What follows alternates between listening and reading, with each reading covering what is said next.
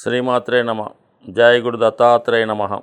ఈ వీడియోలో మనం మే 5వ తారీఖు నుంచి 11వ తారీఖు మధ్యలో జరగబోయే వార ఫలాలు వృషభ రాశి వారికి ఏ విధంగా ఉండబోతున్నాయి అన్న విషయాన్ని మనం పరిశీలిద్దాం.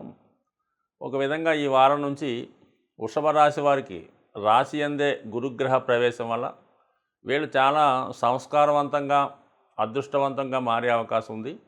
ఇది విద్యార్థులకి ఎక్కువ ప్రభావాన్ని చూపడం జరుగుతూ ఉంటుంది. కామన్గా ఇక నుంచి వీళ్ళ యొక్క నడవడిక, సంస్కారం, సాంప్రదాయం అన్ని విధాల అనుకూలంగా మారే సూచనలు ఉన్నాయి.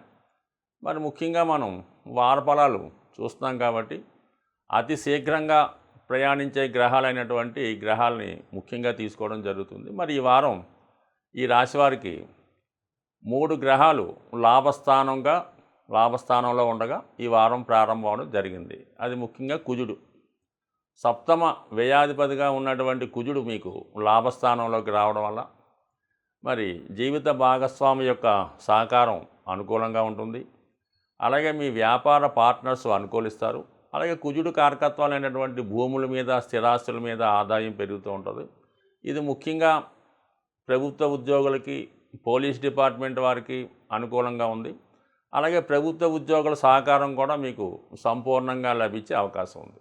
అలాగే ముఖ్యంగా ధన పంచమాధిపతిగా ఉన్నటువంటి బుధుడు లాభస్థాన సంచారం వల్ల ఇది ధన ఆదాయం బాగా పెరుగుతూ ఉంటుంది. మీ టాలెంట్కి, మీ కృషికి, మీ యొక్క నైపుణ్యానికి తగు విధమైన ప్రోత్సాహం లభిస్తుంటుంది.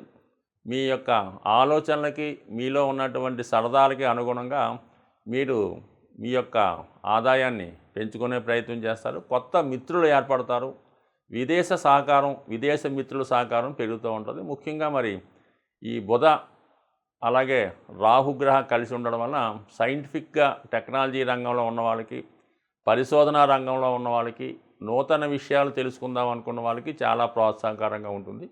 యాజిటీజ్గా మరి రాహు 11వ స్థానంలో ఉన్నప్పుడు విదేశ మిత్రుల సహకారం ఖచ్చితంగా లభిస్తూ ఉంటుంది. అయితే 12వ స్థానంలో శుక్రగ్రహ సంచారం ఒక విధంగా ఇది జాతకుడికి విలాసవంతమైనటువంటి వస్తువులు కొనుగోలు చేయడం, అలాగే ఎవరినైతే బాగా ఇష్టపడుతుంటారో, ఎవరినైతే కలుసుకుందాం అనుకుంటారో, ఎవరితో అయితే మీ యొక్క ఆలోచనలు, మీ యొక్క సంతోషాలు పంచుకుందాం అనుకుంటారో అటువంటి వ్యక్తుల్ని కలుసుకుంటారు.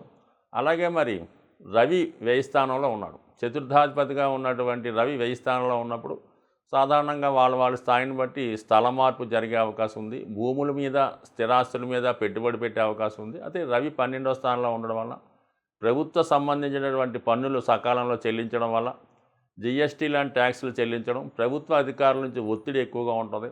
వైద్యపరమైనటువంటి ఖర్చులు రావడం, అలాగే మరి శుక్రుడు రవి 12వ స్థానంలో ఉన్నప్పుడు మరి ఒక విధంగా చెప్పాలంటే ప్రస్తుతం ఈ శుక్ర మౌఢ్యం కారణంగా ఈ రాశిలో ఉన్నటువంటి స్త్రీల యొక్క ఆరోగ్య విషయంలో అనుకోకుండా కొద్దిగా మార్పులు రావడం కానీ, తప్పనిసరిగా వైద్యుల్ని సంప్రదించవలసి రావడం కానీ జరిగే సూచనలు అయితే ఎక్కువగా కనబడుతుంటాయి.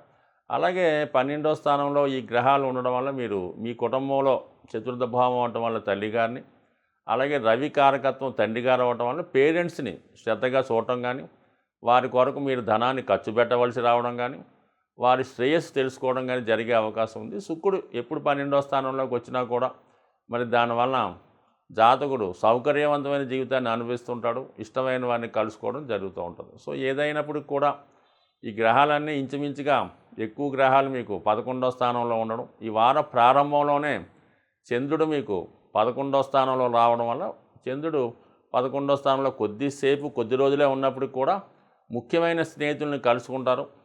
అలాగే ఆర్థికంగా మీకు మీ యొక్క వనరులు పెరిగే అవకాశం ఉంది. చాలా కాలంగా ఉన్నటువంటి శని భగవానుడు దశమ స్థానంలో సంచరిస్తూ ఉంటాడు. దీనికి పెద్దగా ఏమీ మార్పు లేదు. 5వ స్థానంలో ఉన్నటువంటి కేతు ప్రభావం వల్ల అంటే సాధారణంగా స్పెక్యులేషన్ జోలికి వెళ్ళకూడదు. అలాగే మరి ఏదైనా జోదం, ఆన్లైన్ గేమ్స్ల వంటివి పాల్గొకుండా ఏదైనా నిర్ణయాలు తీసుకునేటప్పుడు చాలా జాగ్రత్తగా నిర్ణయాలు తీసుకోకపోతే కన్ఫ్యూజ్ అయ్యే అవకాశం ఉంది. కాబట్టి నిర్ణయాలు తీసుకోవడంలో చాలా జాగ్రత్తగా తీసుకోండి. ఏదైనా రాశిలో గురువు ఉండడం వల్ల జాతకుడికి దైవం ఏ విధంగా కాపాడుతాడో గురువు జాతకుడిని ఎల్లవేళ రక్షిస్తూ ఉంటుంది. కాబట్టి మరి ఈ వారం అంతా కూడా జాతకులు గురుగ్రహ అనుగ్రహం కోసం దత్తాత్రేయుని ప్రార్థించుకోవడం కానీ, దక్షిణామూర్తి ఆరాధన చేసుకోవడం వలన జాతకుడు గురుబలంతో సంపూర్ణ ఆరోగ్యం, ఆనందం, సంతోషం పొందే అవకాశం ఉంది. మనం ఈ వారఫలాలు తెలుసుకునే క్రమంలో ఈ వారం ప్రత్యేకత ఏంటంటే, మరి ఈ 5వ తారీఖు నుంచి మనకి గురు మౌఢ్యం ప్రారంభం అవడం జరిగింది.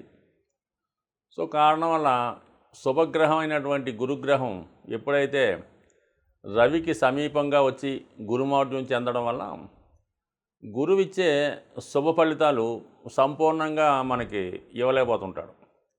సో అలాగే ఈ సమయంలో మనం ఏదైనా వ్యాపారం ప్రారంభించినా, గృహప్రవేశం చేసినా, వివాహాలు లాంటి శుభకార్యాలు చేసినా, అలాగే ముఖ్యంగా విద్యాభ్యాసం లాంటివి, అక్షరాభ్యాసం లాంటివి చేసుకోవడం వల్ల మరి గురువు బలహీనంగా ఉన్నటువంటి సమయంలో మనకి గురువు బలహీనంగా ఉన్నప్పుడు ఆ ఫలితం మనకి సంపూర్ణంగా రాకపోవడం, దాని తర్వాత ఆ కార్యక్రమం సక్రమంగా కంటిన్యూ అవ్వకపోవడం, మధ్యలో ఆగడం. సో ఆ కారణం వల్లే మనకి వివాహం లాంటి శుభకార్యాలు నిషేధించారు. అలాగే జ్యోతిష్ శాస్త్రరీత్యా కూడా గోచార ఫలితాలు ఇచ్చినప్పుడు ఏదైనా ఒక జాతకుడికి ఫలితం బాగుండాలంటే శుభగ్రహాలైనటువంటి గురువు అలాగే శుక్రుడు బలంగా ఉన్నప్పుడు, శుక్రుడు బలంగా ఉండడం వల్ల స్త్రీలకి శుభ ఫలితాలు రావడం జరుగుతుంటాయి. అదే గురువు బలంగా ఉన్నప్పుడు అబ్బాయిలకి, మగవాళ్ళకి శుభ ఫలితాలు రావడం జరుగుతుంటాయి. మరి ప్రస్తుతం ఈ గురుమౌఢ్యం, శుక్రమౌఢ్యం ఒకేసారి కలిపి నడవడం వల్ల చాలా వరకు మామూలుగా కూడా ఏ కార్యక్రమం తలపెట్టినా దానికి మనకి ఆర్థిక పరంగా, ఫైనాన్స్ పరంగా ఇబ్బంది పడడం జరుగుతూ ఉంటుంది. అలాగే శుభకార్యాలు లాంటివి వాయిదా పడుతుంటాయి కాబట్టి ముఖ్యంగా శుభకార్యాల వరకు వాయిదా వేసుకోండి. అలాగే మనకి ఈ జూన్ 3వ తారీఖు వరకు కూడా ఈ 2 మహోద్యాలు ఉంటాయి కాబట్టి మరి జాతకులు కూడా మనకు ఏమి పనులు అవడం లేదండి, మీరు చెప్పినవి ఏమి జరగడం లేదు అనుకుంటే మాత్రం ఏమీ మనం చేయలేము. ఎందుకంటే శుక్రుడు, గురువు బలహీనంగా ఉండడం వల్ల చాలా వరకు ఏ పని తలపెట్టినా కూడా అది ఆర్థిక పరమైన ఇబ్బందితో ఆగిపోతూ ఉంటుంది.